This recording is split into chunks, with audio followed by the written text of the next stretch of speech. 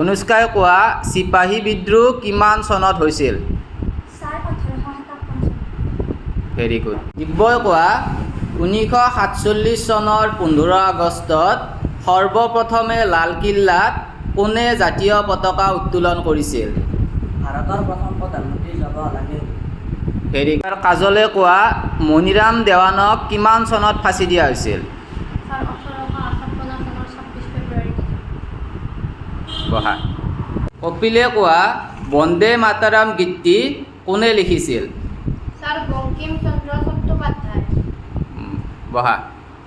অনিকাই কোৱা ভাৰতীয় জাতীয় পতাকাৰ দৈৰ্ঘ্য আৰু প্ৰস্থৰ অনুপাত কিমান? বহা। জীৱিকাই কোৱা ভাৰতৰ ৰাষ্ট্ৰীয় সংগীত জন গণ মন কিমান সময়ৰ ভিতৰত গাই শেষ কৰিব লাগে? Very good. বহা। এইবাৰ মানসে কোৱা জন গণ মন গীতটি কোনে লিখিছিল? বহা। Very good.